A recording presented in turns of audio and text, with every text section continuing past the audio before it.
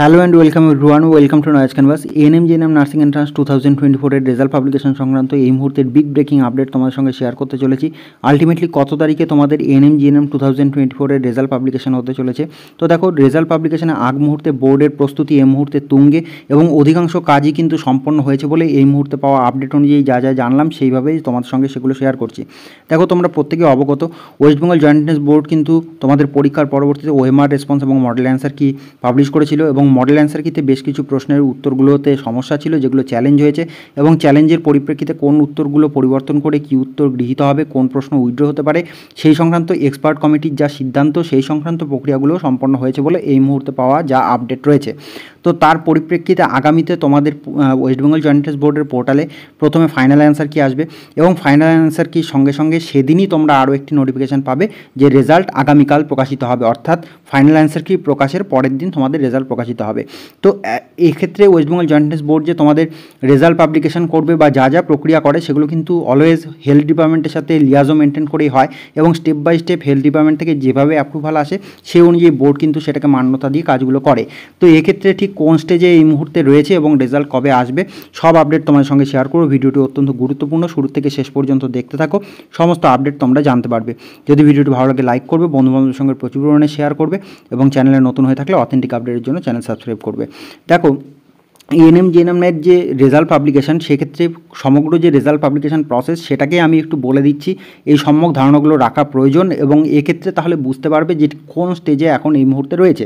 দেখো, এএনএম জিএনএমের যে এক্সামিনেশান সেটা কন্ডাক্ট করা হচ্ছে West Bengal joint entrance examination board এবং গভর্নমেন্টের আন্ডারে জয়েন্ট এন্ট্রান্স এক্সামিনেশন বোর্ড কিন্তু একটি এক্সাম কন্ডাক্টিং এজেন্সি হিসেবে কাজ করে, অর্থাৎ পরীক্ষা নিয়ামক সংস্থা হিসেবে কাজ করে, যাদের দায়িত্ব থাকে এক্সাম কন্ডাক্ট করানো, রেজাল্ট পাবলিশ করা এবং কাউন্সিলিং প্রসেসটাকে কন্ডাক্ট করানো।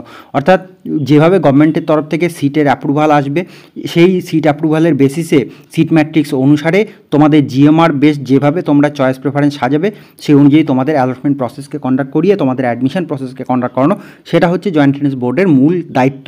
কিন্তু জয়েন্ট এন্ট্রান্স বোর্ড যেটাই করে না কেন সেটা কিন্তু লিয়াজও মেনটেন করে হচ্ছে ওয়েস্ট বেঙ্গল গভর্নমেন্টের হেলথ অ্যান্ড ফ্যামিলি ওয়েলফেয়ার ডিপার্টমেন্টের সাথে এবং হেলথ অ্যান্ড ফ্যামিলি ওয়েলফেয়ার ডিপার্টমেন্টের নার্সিং ব্রাঞ্চের সেন্ট্রাল সিলেকশন কমিটি নার্সিং, তারা কিন্তু এখানে একটা রেগুলেটরি বডি হিসেবে কাজ করে, যারা টাইম টু টাইম সমস্ত কিছু অ্যাপ্রুভ করতে থাকে এবং সেই অ্যাপ্রুভালের ভিত্তিতেই কিন্তু জয়েন্ট এন্ট্রান্স বোর্ড সেটাকে মান্যতা দিয়ে গভর্নমেন্টের অর্ডারকে জাস্ট ক্যারি ফরওয়ার্ড করে করে প্রত্যেকটা স্টেপকে কন্ডাক্ট করায়।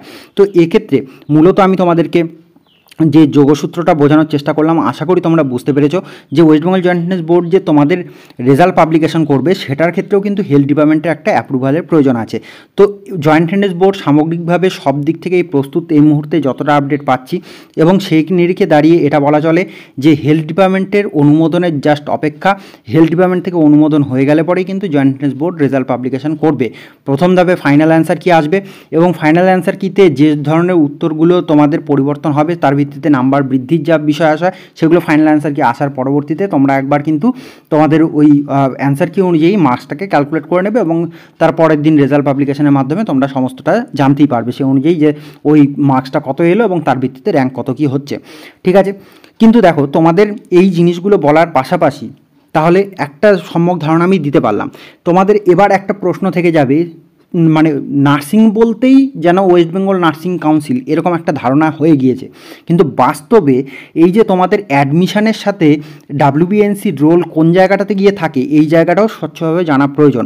দেখো, আমরা যদি বলতে যাই যে ওয়েস্ট বেঙ্গল নার্সিং কাউন্সিল সেটা হচ্ছে অ্যাসোসিয়েটেড কার সাথে, নার্সিং অ্যাকাডেমিক অ্যাফেয়ার্সের সাথে অ্যাসোসিয়েটেড হচ্ছে নার্সিং কাউন্সিল। কিন্তু জয়েন্ট এন্ট্রান্স বোর্ডের এই রেজাল্ট পাবলিকেশনে নার্সিং কাউন্সিলের ভূমিকাটা সে অর্থে কীভাবে কী লিঙ্কড হচ্ছে সেই জায়গাতে আর আমি পরবর্তীতে গিয়ে তোমাদের বলছি।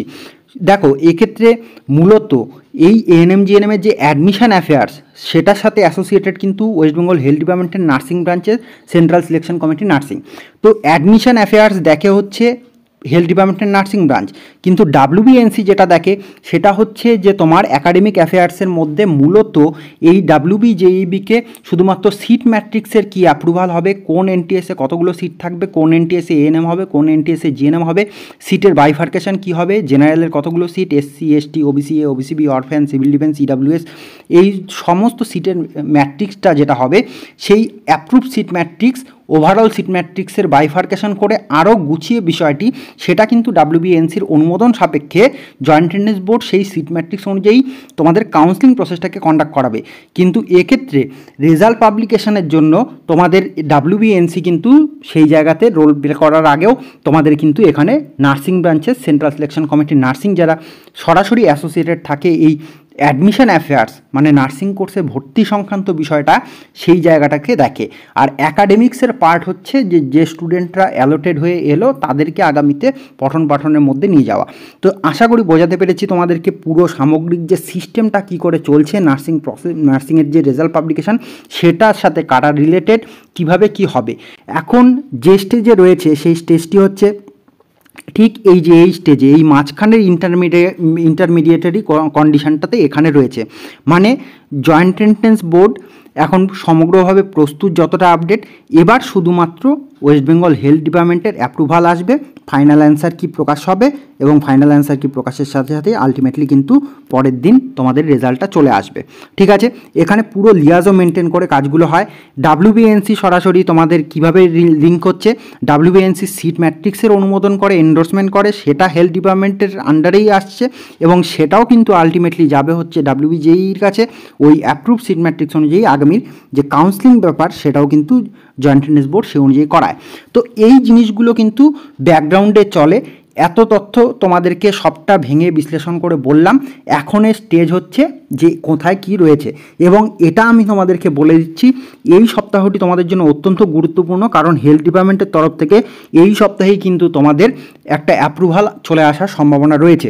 ঠিক আছে, এবং হেলথ ডিপার্টমেন্টের তরফ থেকে অ্যাপ্রুভাল এলে পরে সেই অনুযায়ী কিন্তু জয়েন্ট এন্ট্রান্স বোর্ড সেই অ্যাপ্রুভাল অনুসারে তোমাদের রেজাল্টটাও পাবলিশ করে দেবে। ঠিক আছে, তো এখন পর্যন্ত যা আপডেট রয়েছে সেভাবে তোমাদের সঙ্গে যতটা আপডেট পেয়েছি সেটাকে সেভাবে শেয়ার করলাম। ভিডিওটি তোমাদের যদি ভালো লেগে থাকে তাহলে অবভিয়াসলি লাইক করবে, বন্ধুবান্ধবদের সঙ্গে শেয়ার করবে এবং চ্যানেলে নতুন হয়ে থাকলে সাবস্ক্রাইব করে জুড়ে থাকবে।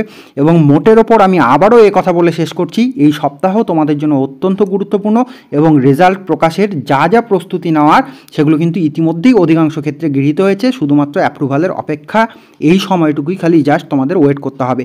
তারপরেই সমস্ত চিন্তার নিরসন ঘটবে যে তোমার মার্কস কত এলো, র্যাঙ্ক কত হবে, কি হবে, সবই তোমরা জানতে পারবে। ঠিক আছে, তো থ্যাঙ্কস ফর ওয়াচিং এবং সকলের জন্য শুভকামনা রইল।